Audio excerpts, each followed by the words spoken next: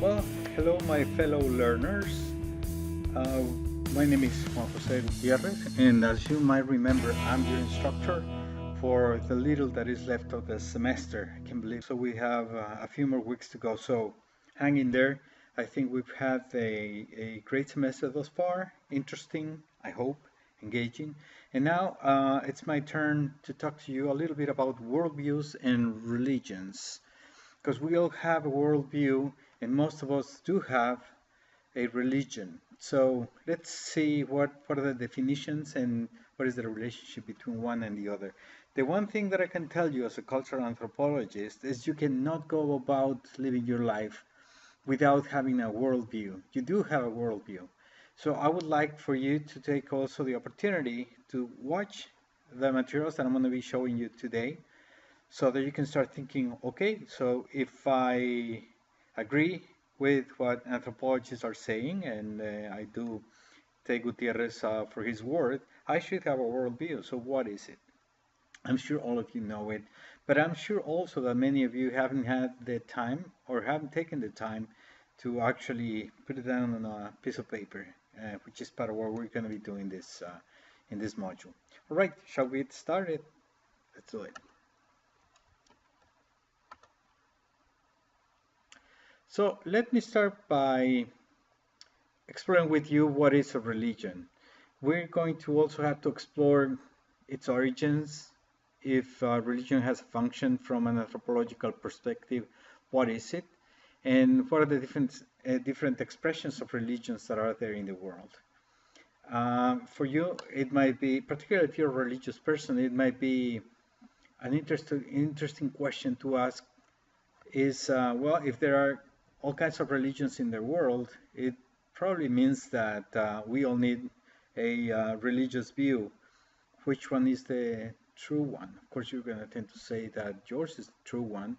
And so I think it's time for you to think what makes this religion truer than the others. And it's an interesting question to ask and to reflect with other people as well. I want to also introduce religion has been the object of studies for social scientists for the longest time, and certainly from anthropologists. There's one that is salient in some of the things that he has said, and I'd like to explore that with you. We could have explored many others, but we're going to explore religion and cultural ecology. Cultural ecology being the one that reflection that was advanced by the anthropologist Marvin Harris. So we'll talk a little bit about it. And then we're going to talk about the role that religion has in terms of social control, both in positive and negative ways. All right, let's keep going. All right, so religion it comes in many different colors, shapes, and fashions. I have posted this presentation for you, and there's a number of clips embedded in the presentation. I don't have enough time to go through all of them, but you're gonna have to do it on your own as part of your process of discovery. But let's play one of the tapes that I have for you here.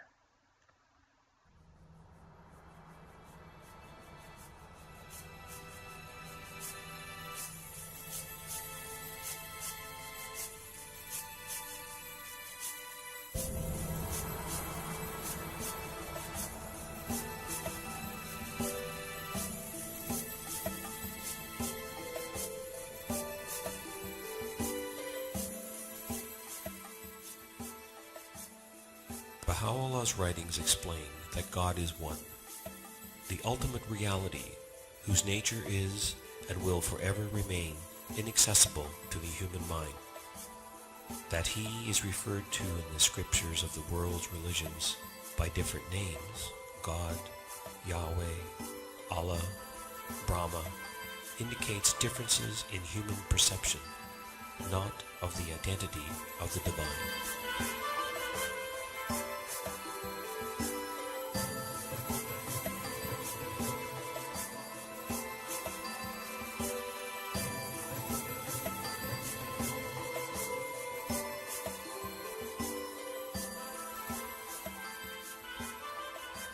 Baha'is are taught to regard the founders of all great religions as messengers or manifestations of God.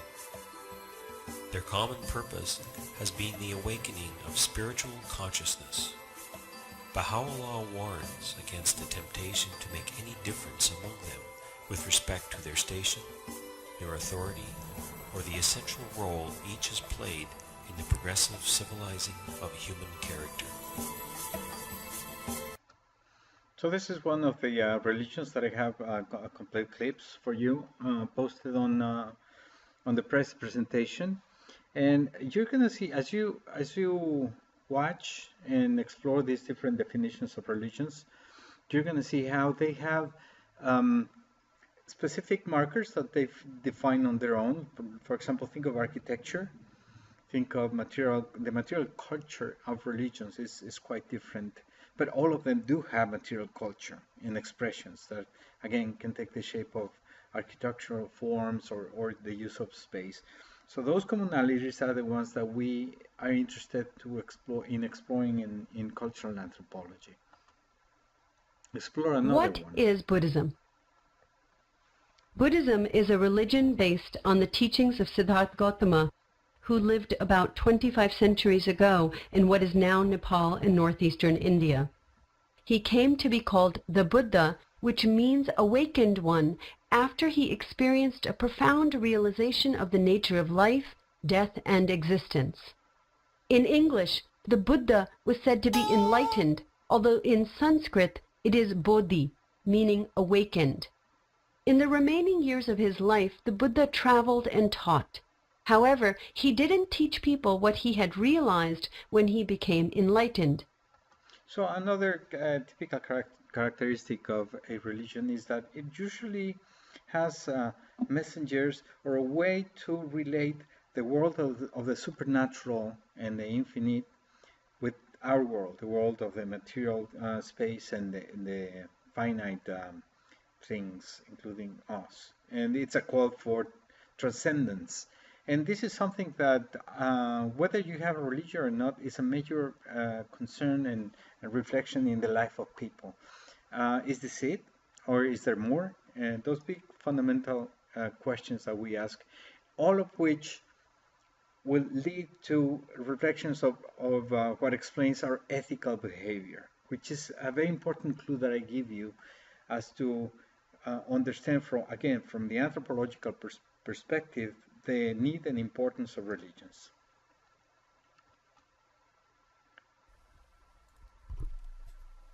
Over 2 billion people worldwide identify themselves with Christianity. But what do these Christians believe? The sheer number of people identifying themselves as Christians makes Christianity the world's dominant religion. That number, however, comprises a wide array of self-described Christians, from George W. Bush to Hillary Clinton, from Billy Graham to T.D. Jakes, and from Jesse Jackson to Joel Osteen. Taking an even broader view historically, if our only criteria for identifying Christians is whether the individual calls himself or herself a Christian, then our list would have to include everyone from the late D. James Kennedy to Martin Luther King Jr. to even Thomas Jefferson, who held some rather unorthodox views, to say the least, about Jesus Christ. Okay, so there are another typical concern of religions is to show the space that is used, the number of people that ascribe to that religion. And I think that comes not just for a sense of need of domination of that religion over the others, which I wouldn't say it is not present, but it comes from this sense that religion, to be holy, to be true, it needs to apply to every single human being. So that hence the need to spread oftentimes these understandings so that others can enjoy and take advantage of what the religion that they're talking about would offer to you or to anyone else. And interestingly enough, this is another, for the most part, universal, present in almost religions.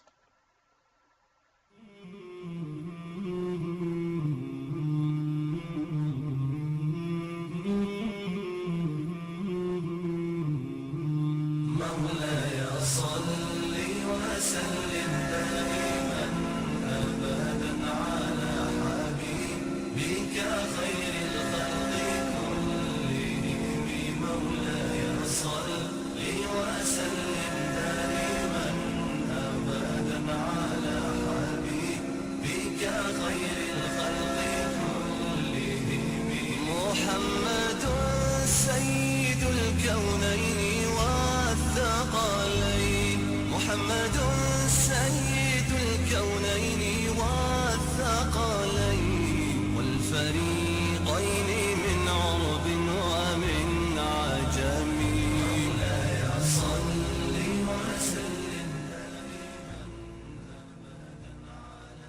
So, Islam is one of the religions least understood in Western world, and one that has had, as of late, a lot of, colloquially, we can say bad rap in Western nations for a number of reasons. But Islam is one of the big religions. It is one of the three religions of the book, which have many elements in common. I think you'll be surprised how much. The religions of the book will be Christianity, Judaism, and then Islam. You will be surprised to see how much these three religions have in common, not just in the way they are structured, but also in their fundamental beliefs, some of which are shared by the three religions. So it's another interesting exploration for all of you.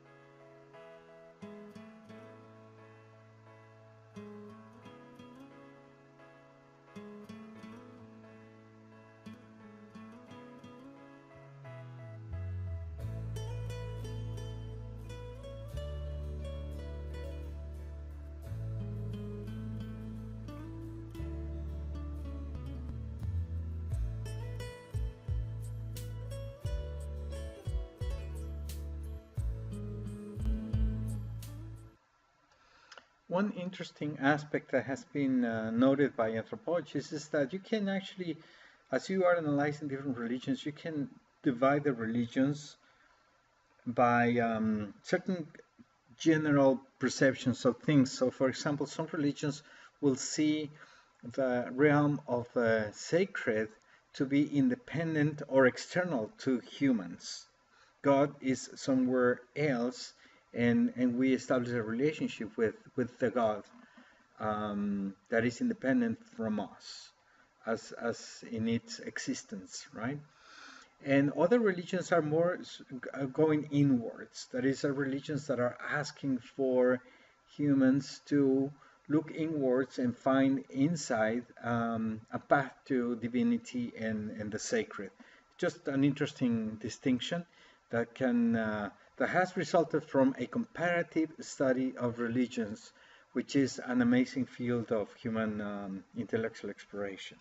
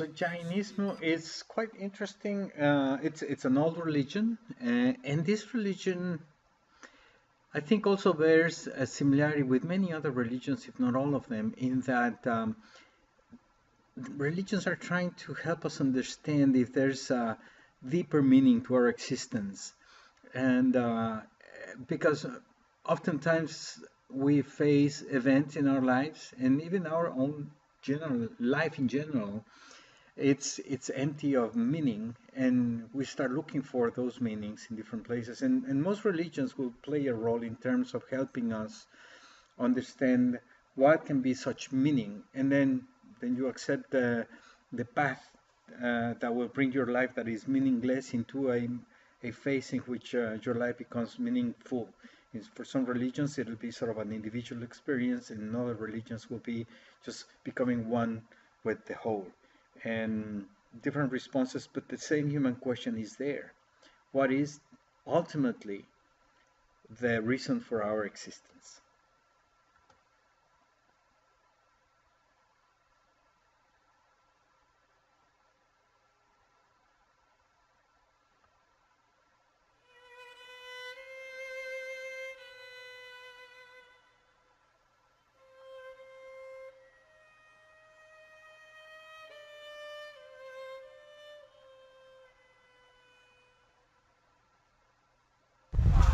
I am entering what used to be the Jewish ghetto in Berlin, and now is a tourist area as most of the occupants of this ghetto were killed. Now, I think it's time, as a Jew myself, to clarify something that I have found that is not really understood by a lot of people of other origins. And that is that being Jewish is not, that Judaism is not a religion in the common sense of the word. That there's a lot of Jews who don't believe in Judaism, like myself. Like the founders of the State of Israel. Many of them didn't believe in the literal interpretation of the Bible.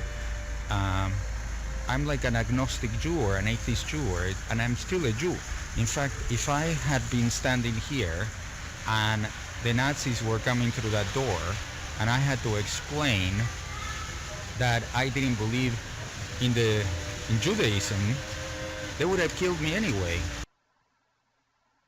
Okay, well, in the case of Judaism, which is the last religion that we were reviewing, there's many others in these clips. And Judaism actually even shows that certain ethnic and group adscription are embedded in religious adscription as a multi-layer experience. And I'm hoping that most of you are familiar with the history, recent and not so recent history of Judaism. You will see how they also have a sense of being the children of God in a form of a people, a group. And that's another interesting, really interesting facet of religion that is worth exploring. So again, as I said, I have a number of clips, and I would like for you to explore each and every one of these icons that are here, because each and every one of those icons represent a religion, and it's worth exploring and understanding and keeping in mind. So when you're done watching this presentation from me, please go to the presentation, get to this slide, and explore the remainder of the clips that I have there for you. I'm gonna take a break because it's getting long, this recording, and I'm gonna move into the second part, in which I will explore with you and explain some of the specific characteristics of religion from the anthropological perspective. See you soon. Don't go far.